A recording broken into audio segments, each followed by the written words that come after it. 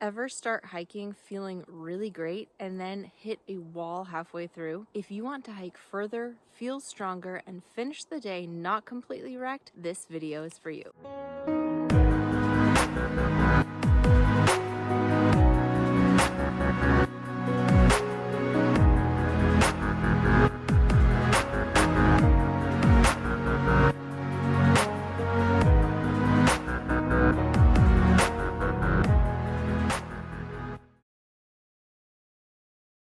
Hey guys, welcome back to Hike Oregon. In today's video, I'm going to be talking to you about training for longer hikes. If you are new here, welcome to the Hike Oregon family. I make hiking and backpacking vlogs, as well as gear reviews and just general tips and tricks videos to help you become a more confident hiker and backpacker. If you enjoy content like that, click that red subscribe button and the notification bell so that you are notified every time I make a new video. And if you want more content from me, you can support me over on Patreon, where for as little as just $1, you get extra content throughout each month. So in today's video, I'm going to break down exactly how you can train for longer distance hikes without getting burned out or getting injured. So let's get into it. So everyone is going to have a different starting point, and everyone's definition of long distance is going to be different. So for me, a long day hike would be something around 15 plus miles. And for me, a long backpacking trip would be something like 40 to 50 miles. Now, I have been hiking for years and years, so for me, an average day hike is 7 to 10 miles. And that's definitely not the case for everyone, and you might be starting at, let's say, 2 miles. Maybe you've never done a hike beyond 2 miles. So the first step is going to be just consistent movement. So whether that's going on the treadmill a few times a week and a few little neighborhood walks, or even 2 to 3 short hikes, depending on where you live. You might live really close to some local trails, and doing 2 to 3 short hikes somewhere around an hour or so, that will really help your feet learn your shoes and the trail. I will say, if you are only doing the treadmill, it is not the same as hiking. So I hesitate to say only train on the treadmill because it's just not the same as hiking. And you could be going miles and miles on the treadmill and then get out on the trail thinking you can do 5, 6, 7 miles, and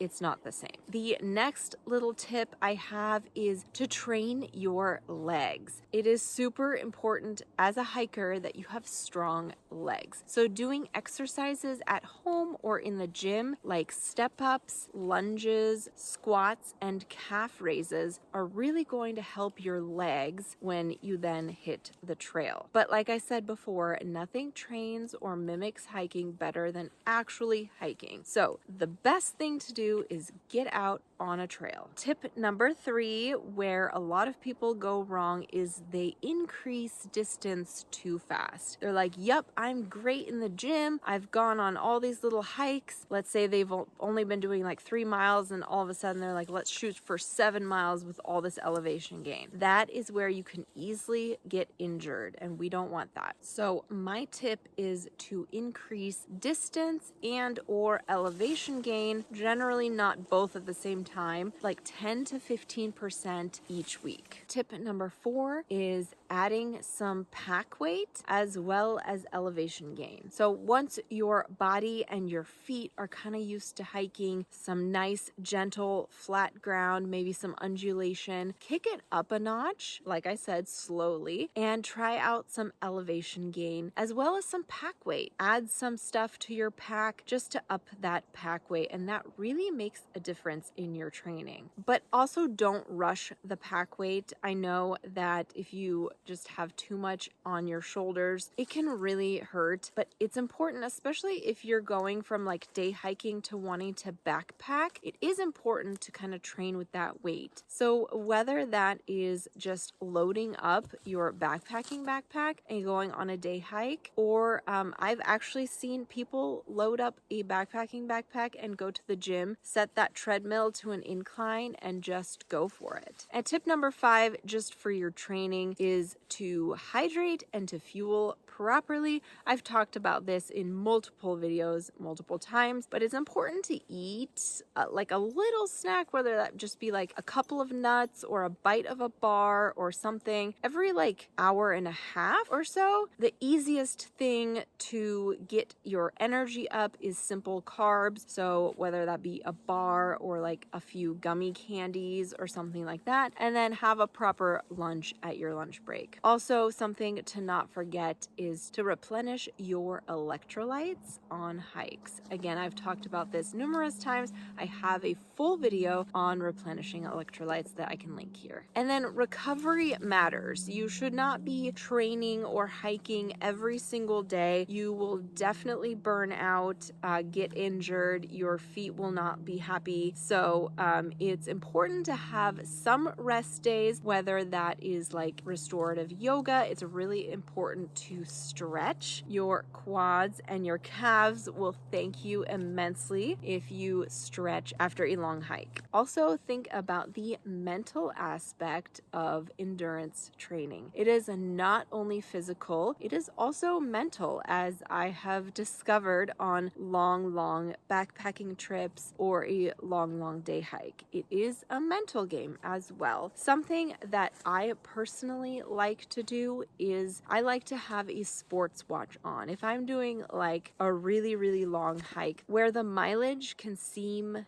daunting or overwhelming when you're first starting, I typically look at that sports watch and make sure that my pace is not too fast and it is consistent. So I like to stay around 2.8 to like 3.2 miles per hour. If I start slowing to like 2.5, obviously depending on like how steep it is, if I'm summiting South Sister or Diamond Peak or something like that, I'm not going 2.5 miles per hour. Obviously, if I'm just doing a long hike that's undulating or something like that, then I definitely keep an eye on my pace. And that's something that also helps me mentally for a long hike is breaking it into chunks. So let's say I'm doing like a 20-mile hike, for example. So I'm going to break that down into like 5-mile segments. So every 5 miles, I'll sit down and I'll take a snack break and a water break or something like that. That helps me get through the chunks. That kind of mentally helps me break down that long, daunting hike. So if you train smart, slowly and consistently, you'll easily be able to go from doing just a couple of miles to, let's say your goal is 10 miles, to doing 10-mile day hikes. That's pretty awesome. Or maybe your goal is to do a 3-night backpacking trip. I know it can seem overwhelming